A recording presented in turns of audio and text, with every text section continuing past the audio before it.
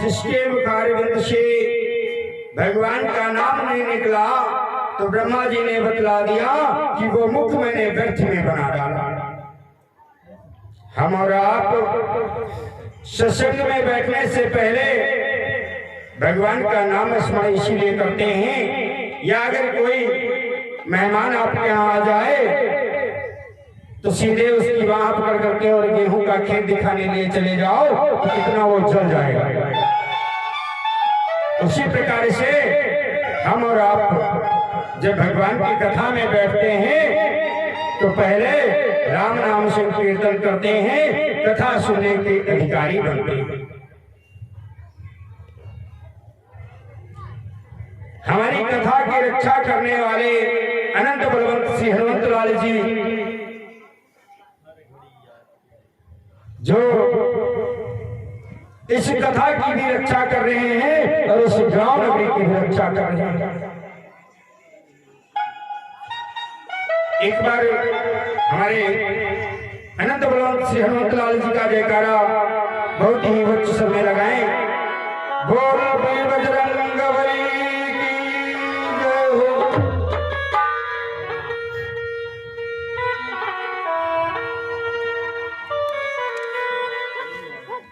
आइए दो बार राम नाम शिव कीर्तन, तदुपरांत जैसी प्रभु की इच्छा।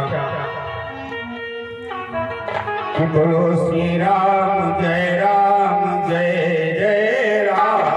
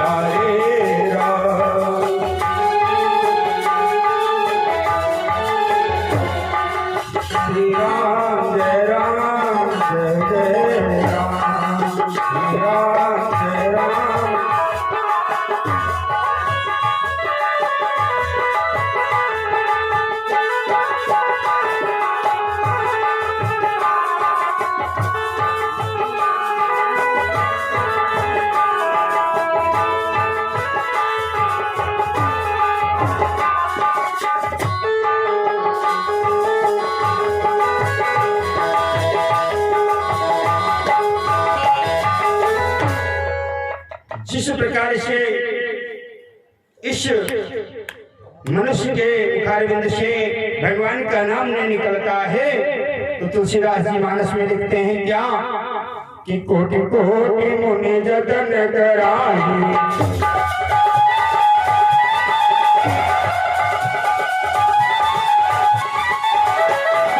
कोटि कोटि मुनि जतन कराही, अंतराम मुख आवत नाही।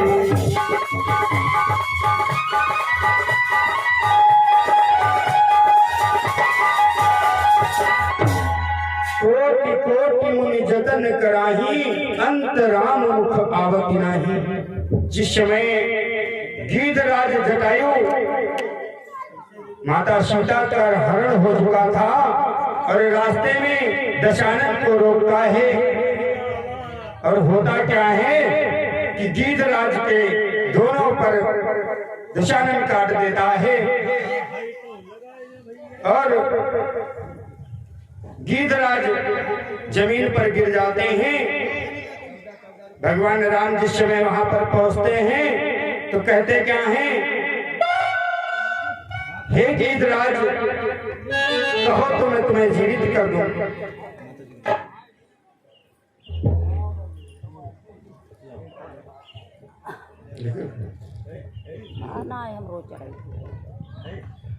एक बार प्रेम सुनो सच्चिदानंद भगवान की जय हो।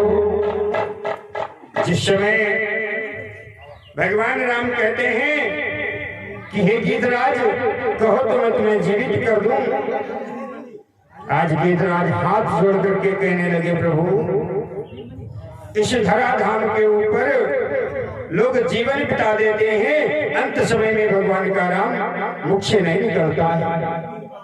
आप मुझे जीवित मत करें, आप मुझे जीवित मत करें, केवल मेरा ये जो गीत का शरीर है ये तज दीजिए। आज जिस समय गीतराज इतना कहता है तो प्रभु भगवान श्री राम हाथों को जोड़ करके खड़े हो जाते हैं और कहते क्या है कि हे गीत, अगर मैं अपने पिता महाराज दशरथ का पुत्र हूं तो आप जाकर के ये सीता के हरण की कहानी मत बताइएगा। अगर मैं अपने पिता महाराज दशरथ का पुत्र हूं तो पूरा दशानन कुल जो है आकर के हमारे पिता से पूरी वृतांत बताएगा। तो कहने का मतलब है कि इस मुख से भगवान का नाम अवश्य बोले, क्योंकि अंत समय में भगवान का नाम कभी मुख से नहीं निकलता है। कि सीताराम बोलो सहारा मिलेगा, सीताराम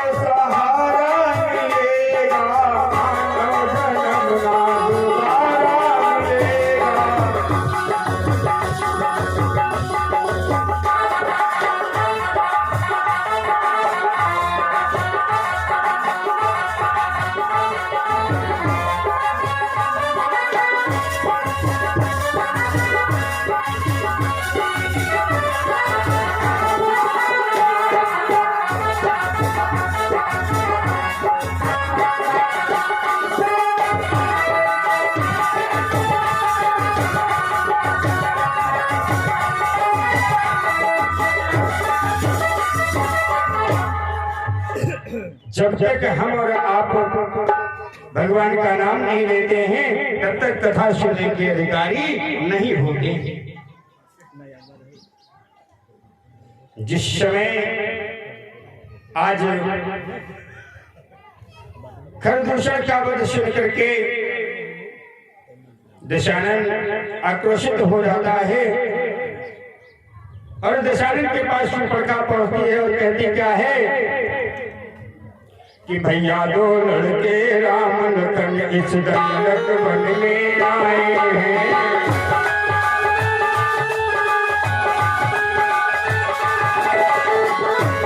भैया दो लड़के राम लखन इस दंडक वन में आए हैं।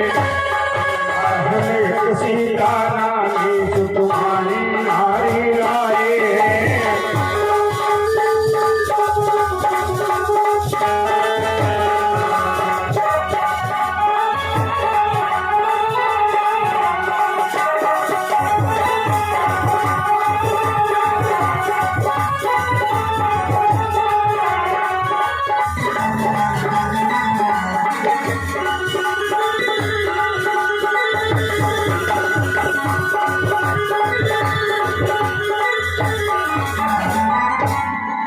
भैया दो लड़के राम लखन इस दंडक वन में आए हैं, हम राम एक सीता नामी सुंदर सुकुमारी लाए हैं।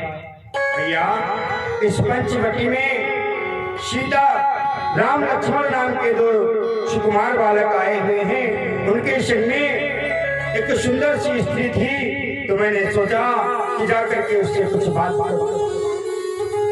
बातें हैं और लड़ाके हैं भैया, वो ऐसा प्रतीत कराते हैं जैसे गोया शमशीर उन्हीं की है। झट से उस छोटे तपस्वी के पास जिस समय मैं पहुंची तो उस छोटे तपस्वी ने कुछ मुझसे छल करना चाहा भैया। उस छोटे तपस्वी ने मुझसे जब छल करना चाहा, जिस समय मैंने मना किया तो उस छोटे तपस्वी ने क्या किया भैया, उस छोटे तपस्वी ने भैया, उस छोटे तपस्वी ने भैया, अरे मुझसे कुछ छल करना चाहा।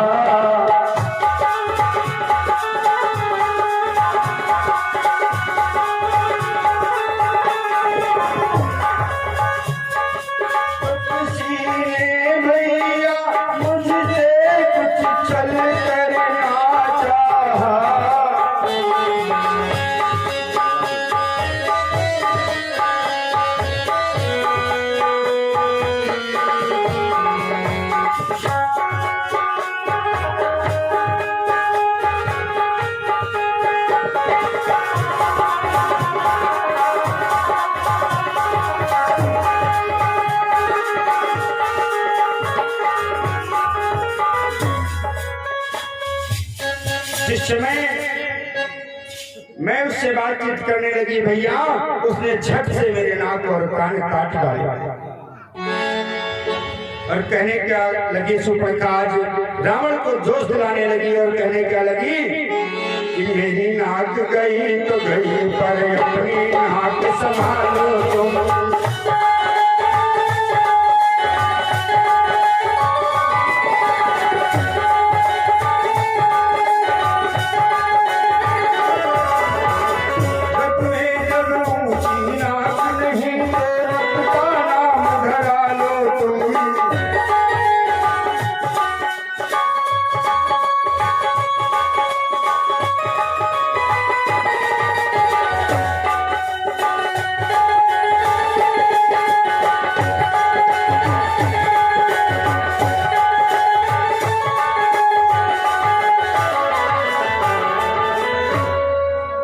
दशानन से कहने लगी भैया मेरी नाक गई तो गई पर अपनी नाक को संभालो तो। कहने का तात्पर्य है जग में अगर जग हंसाई नहीं करवानी है तो कुछ करो भैया, अन्यथा मेरी नाक गई तो गई पर आपकी भी नाक चली जाए। आज सुपर्णखा क्या कर रही है और क्यों कर रही है? सुपर्णखा के पति का नाम था विद्युत जोहुआ। विद्युत जोहुआ ऐसा निशाचर था कि महाराज दशानन को भी पल भर में समाप्त कर देता। इसीलिए विद्युत जोहुआ को दशानन ने मरवा दिया, अपने बहनोई को समाप्त करवा दिया। आज उसी समय प्रकट करती है, लोग कहते हैं कि सुपर्णखा भगवान के पास विवाह करने गई थी, कदापि नहीं। तुलसीदास जी मानस में लिखते हैं, अपनी भुजा को उठा करके प्रकट करती है और कहती क्या है कि निश्चर हीन करो में भुज उठाए प्रकट। इधर सुपर्णखा ने प्रकट कर रखा है और उधर भगवान राम ने। इधर सुपर्णखा ने प्रकट कर रखा है कि मैं दशानन के कुल को समाप्त कर दूंगी और उधर भगवान राम ने भुजा उठा करके ही प्रकट किया। जब बराबर के दो योद्धा मिलते हैं तभी किसी का समापन किया जा सकता है। आज जिस समय दशानन के पास सुपर्णखा कहती है कि भैया मेरी नाक गई तो गई पर अपनी नाक संभालो तुम, और उधर गोस्वामी तुलसीदास जी मानस में लिख रहे हैं, सुपर्णखा कह क्या रही है भगवान राम से, तुम शन पुरुष, तुम शन पुरुष मौसम नारी।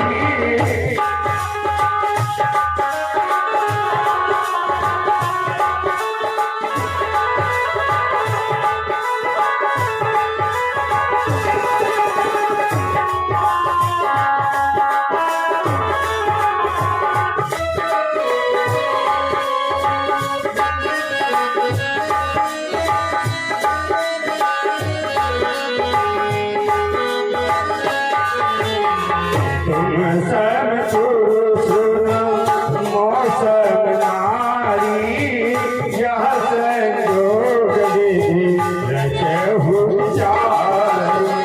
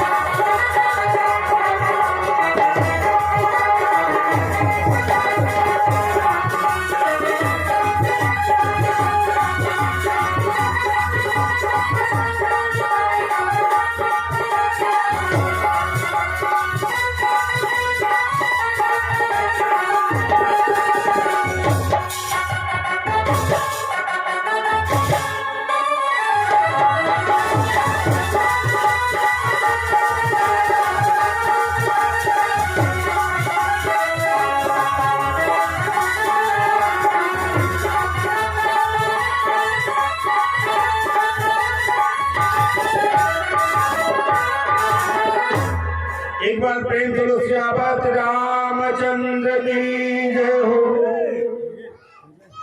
जिस समय आज प्रण करके शूर्पणखा और भगवान राम दोनों निकल लेते हैं। भैया ऑपरेटर, आप जहां कहीं भी हैं अपनी मशीनों के पास आने का कष्ट करें। एक बार प्रेम तुलसियापत रामचंद्र की जय हो। चार्जर देवा हमारा।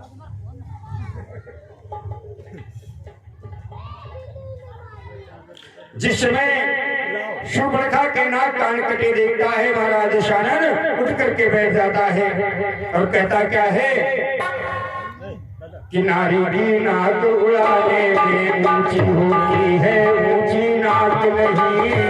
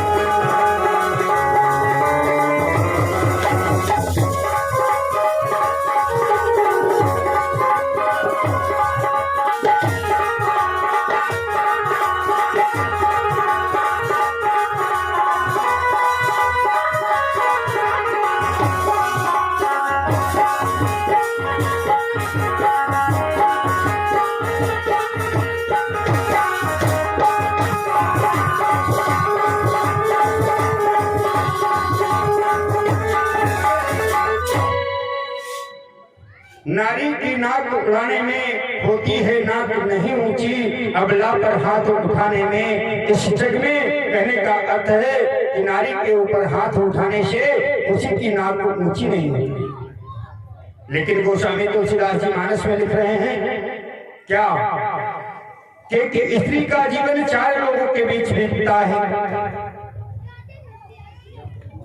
एक स्त्री का जीवन हमेशा 4 लोगों के बीच रहता है। प्रथम पिता के, द्वितीय पति के, तृतीय पुत्र के। अगर पुत्र भी विहीन होता है तो पोता। कभी भी नारी स्वतंत्र नहीं रह सकती। जिस समय किसान जो है अपनी खेती की निराई करता है, उसी प्रकार से एक चतुर आदमी स्त्री की निराई किया करता है। जीवन पर्यंत स्त्री किसी न किसी के दाव में रहती है। आज शूर्पणखा ने वो जाल रच दिया कि महाराज दशानन के कुल का नष्ट करने का समय आ गया। यह समाचार जिस समय शूर्पणखा पूरा दशानन को बतलाती है तो दशानन कहता है कि यह समाचार यह दुराचार क्या खर दूषण से नहीं कहा।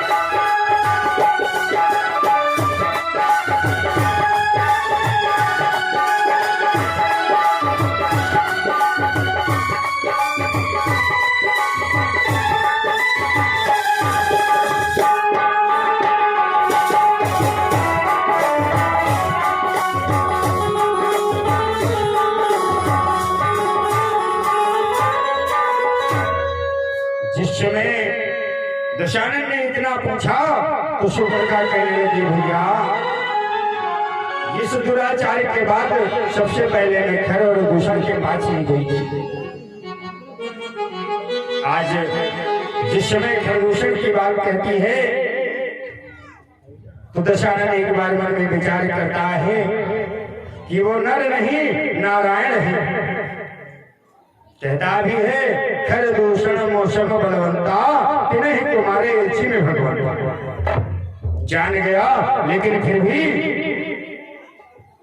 एक भजन बहुत ही प्रचलित है, जानकी जानकी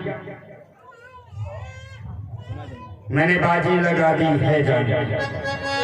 रावण सर्वस्व जानता था, सीता को हर करके ले गया, वो ये भी जानता था ये प्रतिबिंब है, अगर माता सीता स्वयं होगी तो मैं खड़े खड़े जल करके और नष्ट हो।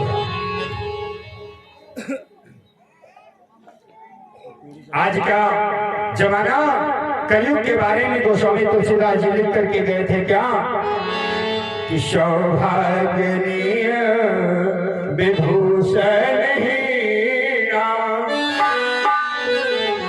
सौभाग्यनीय विभूषण हीना और विद्वन कर सरकार नवीना।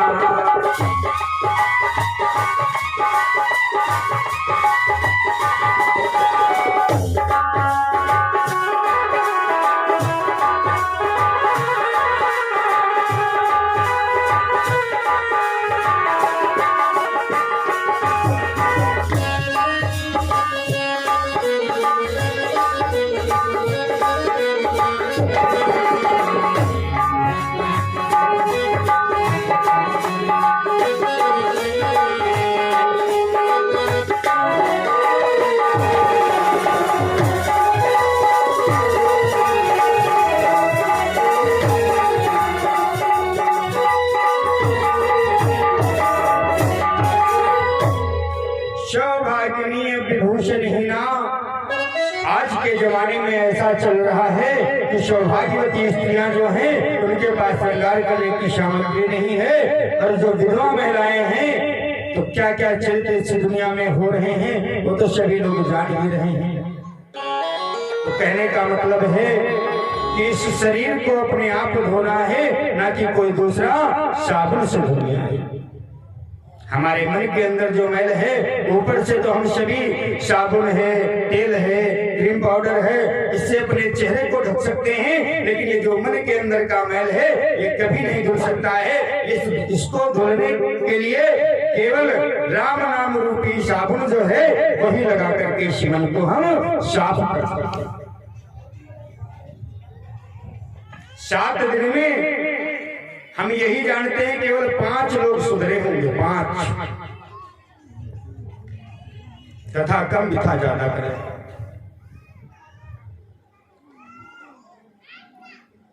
विनीत जी महाराज लिखते भी हैं कि कुछ श्रोता और कुछ सरौता। श्रोता वो होते हैं जो कथा में बैठते हैं और सिर्फ कथा में ही ध्यान लगाते हैं। गोस्वामी तुलसीदास जी मानस में लिखते हैं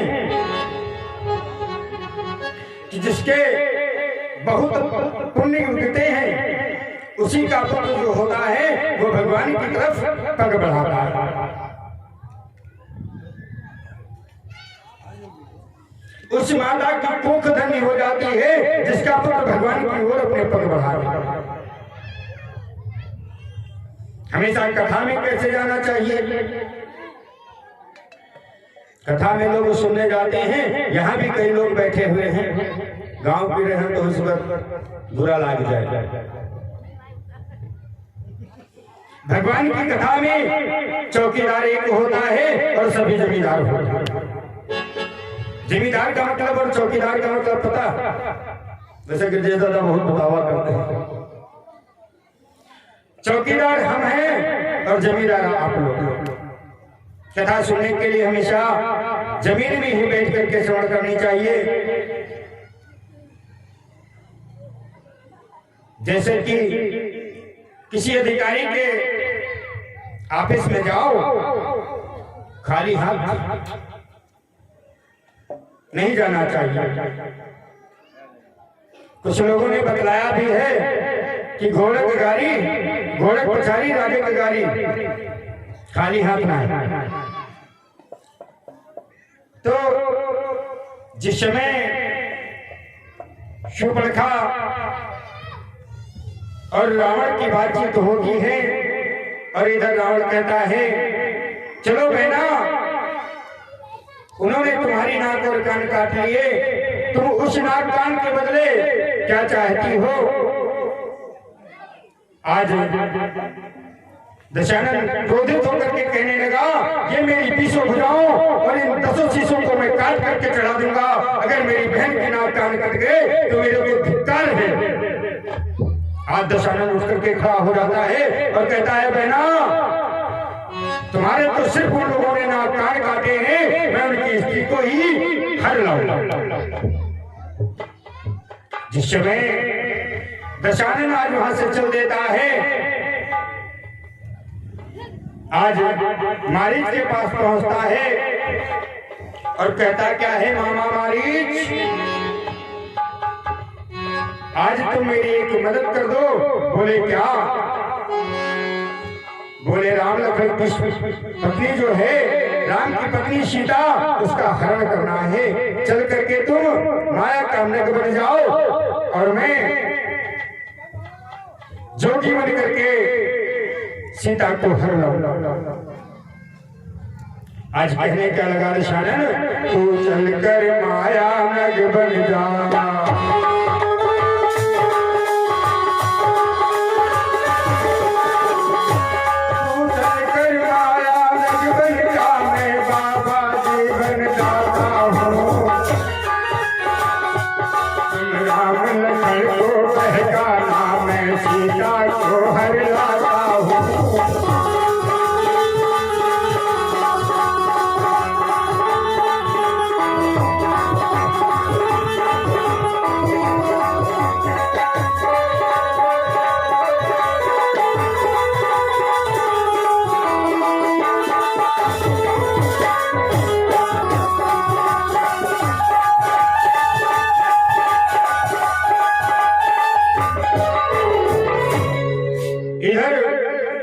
मारीच ने जब समझाने की चेष्टा की तो आज खड़ग निकाल लेता है और कहता क्या है मारीच,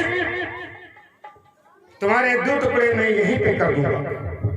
आज मारीच सोचने लगा कि अगर मरना ही है तो इस दुष्ट के हाथों क्यों मरा जाए, चलो भगवान श्री राम के हाथों मरा जाएगा, जो मेरा उद्धार तो हो जाएगा। आज चल देता है मारीच और सोने का मृग बन करके सीता जी की कुटी के आसपास कूदने लगता है। माता सीता देखती हैं और कहती क्या है, भगवान ये सोने का मृग, इसकी छाल मुझे ला करके दे दीजिए, तो मैं अपनी पर्णकुटी में इसको सजाऊंगी, मेरी पर्णकुटी की और भी शोभा बढ़ जाएगी। किसी कवि ने दर्शाया है कि जब प्रभु लीला करना चाहते हैं तो अपना दोष नहीं लेते। कीन चाहें प्रभु लीला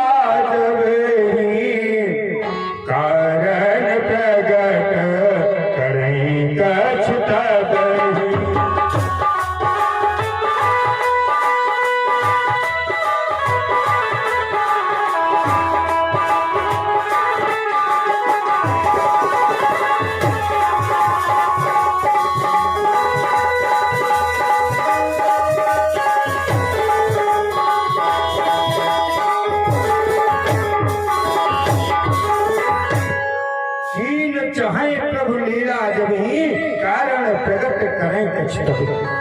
भगवान कभी अपना दोष नहीं लेते, भगवान कभी अपना दोष नहीं लेते हैं। जब कभी होता है तो दूसरे के ऊपर डाल देते हैं।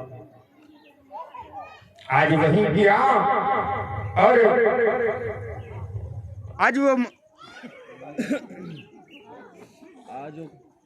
आज कल लिखेगा है।